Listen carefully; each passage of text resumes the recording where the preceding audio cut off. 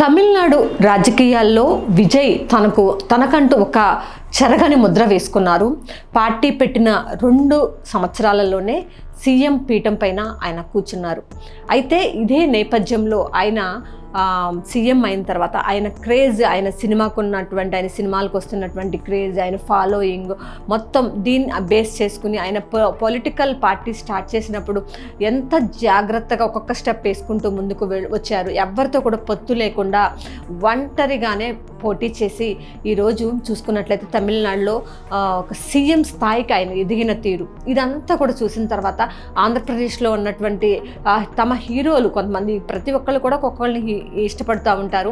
So కొంతమంది అయితే హీరోలు ప్రస్తావన అయితే ఇప్పుడు రాజకీయాల్లో హాట్ టాపిక్గా మారింది. ఒక బలమైన సామాజిక వర్గం, ఆంధ్రప్రదేశ్ రాజకీయాలలో ఒక బలమైన సామాజిక వర్గానికి చెందిన వ్యక్తిగా ఉన్నాడు హీరో ప్రభాస్. కొత్త పార్టీ పెడితే బాగుంటుంది, ఆయనతో పార్టీ పెట్టిస్తే బాగుంటుందనే యోచనలో ఆ సామాజిక వర్గానికి చెందినటువంటి పెద్దలు వ్యూహాలు రచిస్తున్నారు అనేటటువంటి ఒక వార్తలు అయితే సోషల్ మీడియాలో చాలా పెద్ద ఎత్తున సర్క్యులేట్ అవుతున్నాయి. ప్రభాస్ పార్టీ పెట్టబోతున్నారు, ప్రభాస్తో పార్టీ పెట్టించే యోచనలో ఆ సామాజిక వర్గం వారు ఉన్నారు. ప్రభాస్ రాజుల సామాజిక వర్గానికి చెందిన వ్యక్తి, బలమైన సామాజిక వర్గం. గోదావరి జిల్లాల్లో బాగా రిచ్ క్యాస్ట్గా మనం ఆ రాజులను మనం చెప్పుకోవచ్చు. మన రఘురామకృష్ణం రాజు కానీ వీళ్ళంతా కూడా. అయితే ఈ నేపథ్యంలో ప్రధానంగా ప్రభాస్తో ఒక కొత్త పార్టీ పెట్టించే యోచనలు ఉన్నాయి. ఇప్పుడు హీరోగా విజయ్ తన ఇమేజ్ని ఉపయోగించుకుని అక్కడ ఏ విధంగా అయితే సీఎం పీఠాన్ మీద కూర్చున్నారో అదేవిధంగా ప్రభాస్ని కూడా తమ సామాజిక వర్గం వాళ్ళు ఒప్పించి ఒక రాజకీయ పార్టీ పెట్టించి ముందుకు తీసుకువెళితే బాగుంటుందనే యోచనలో ఉన్నారు. ఎందుకంటే ఒక ఆంధ్రప్రదేశ్ రాజకీయాల్లో మనం చూసుకున్నట్లయితే ఇటు కమ్మ సామాజిక వర్గానికి మనం చూస్తున్నాము. ఎందుకంటే చంద్రబాబు ఇప్పుడు వీళ్ళంతా కూడా కమ్మ సామాజిక వర్గం. దీంతోపాటు కాపుల సామాజిక వర్గం చూసుకున్నట్లయితే పవన్ కళ్యాణ్, ఇది ప్రధానంగా.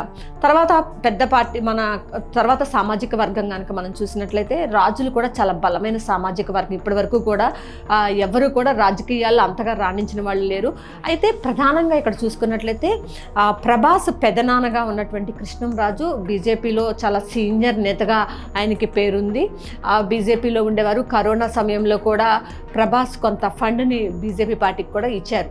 అయితే ఆయనకి రాజకీయాలపైన పూర్తిగా అయితే రావాలని అయితే ఆయనకైతే ఆశ లేదు. కాకపోతే ఆ సామాజిక వర్గం వాళ్ళైతే అతన్ని రాజకీయాల్లోకి తీసుకువస్తే బాగుండనే యోచనలో మాత్రం ఉన్నట్లయితే పెద్ద ఎత్తునైతే వార్తలు వినిపిస్తూ ఉన్నాయి.